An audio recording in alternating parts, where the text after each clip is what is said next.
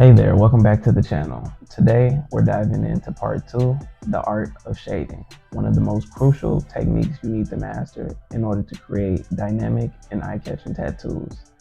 Whether you're somebody who's just beginning or just looking to refine your skills, mastering shading is something you need to do in order to push your art to the next level. Okay, let's get started. But before we begin, make sure you hit that subscribe button and the ring notification bell so you never miss out on our tattoo tutorials and tips. Shading brings a lot of depth, dimension, and texture into your tattoos. It's what brings your tattoos to life. It's essential that you understand gradients and contrast and how light interacts with the skin in order to really make them pop. If you master it the right way, you can achieve very realistic and striking results.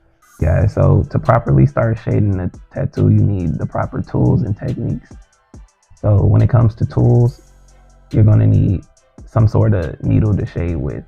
You can shade with anything, essentially, like a liner, a round shader, a magnum, anything you can shade with. It's your preference, but most commonly people use magnums to shade, or they use round shaders. So let's talk about the different types of mags. So there are quite a few different types of mags, but for the purposes of this video, we're only going to talk about the two most common: straight and curved, or flat mags and curved mags. The difference between them: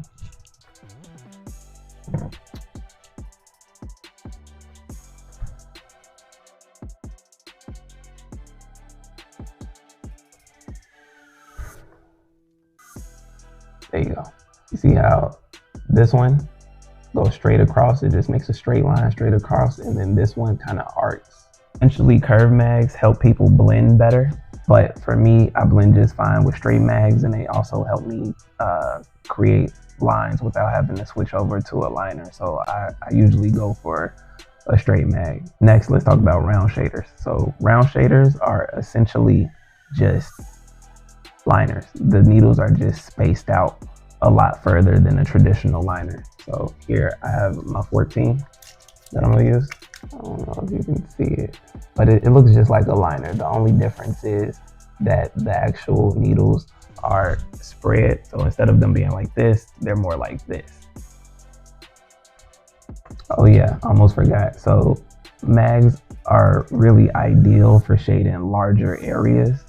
They cover a larger area and they blend really well. Whereas round shaders, they're more concentrated. So I usually use them when I'm doing a cover up, or when I'm doing a cover up, or if I'm shading something very small. So let's get into gray wash, also known as black and gray wash. It's a shading technique commonly used to create smooth gradient of tones. Unlike solid black ink, which produces a bold and opaque appearance, gray wash allows tattoo artists to achieve subtle variations in shades and depth.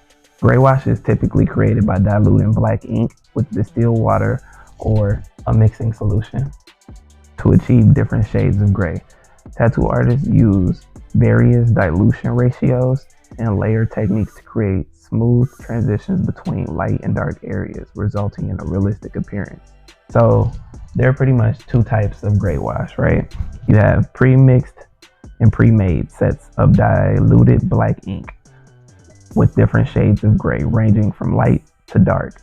These pre-made sets are convenient for artists as they provide consistent results and eliminate the need for manual mixing.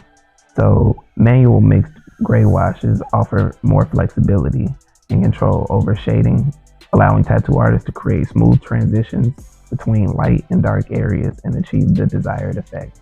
Gray wash is commonly used in black and gray tattoos where the absence of color allows for greater emphasis on contrast, shading, and fine detail. It's often employed in portraits, realism, and black and gray illusion style to create lifelike images and subtle gradients of tone and texture.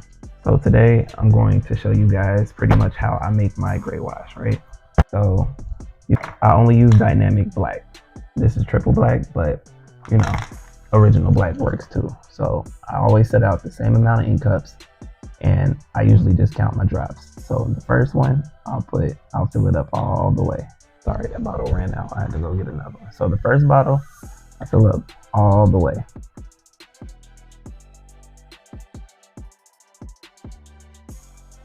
The second bottle, I'll fill up halfway.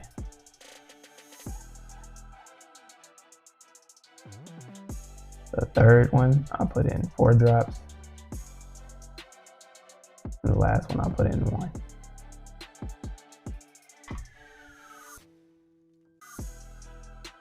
That's pretty much it. Then I'll take my mixing solution and I'll fill it in the rest of the way.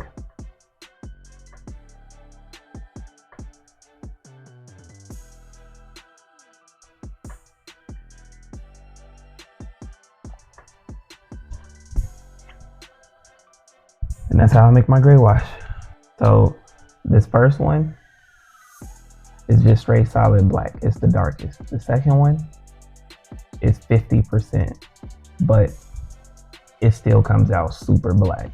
The third one is about 25%, and this last one is about 10%. Okay, so let's get started. Ink saturation is key to successful shading. Ensure your tattoo machine is properly set up with the right needle depth and ink flow. Just like when you're lining, your needle should be in between 1.5 millimeters and 2.5 millimeters deep. So when I start shading, I usually go with my medium to dark tones. I do this to avoid my lighter tones becoming darker from cross-contamination. Start with a light layer of ink and gradually build up the shading in layers, paying attention to the areas of light and shadow to create depth and dimension. So there are many shading techniques. Here are 4 common ones.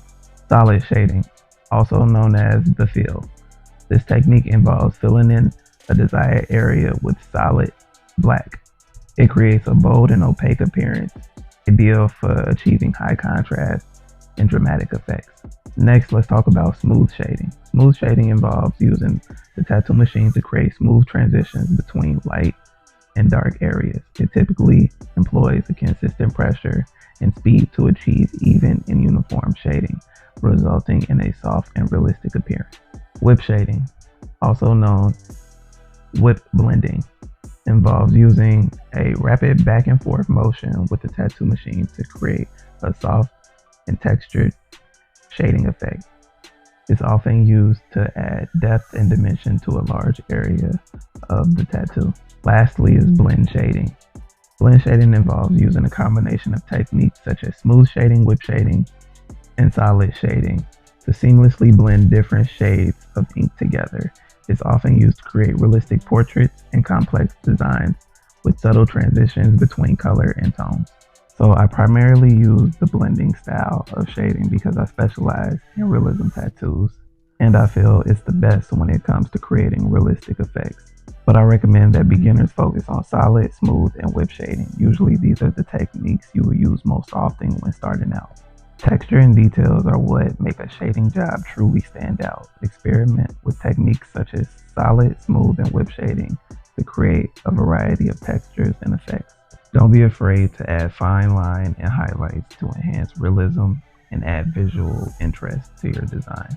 As with any skill, practice is important. It's essential. You got to keep practicing and keep moving.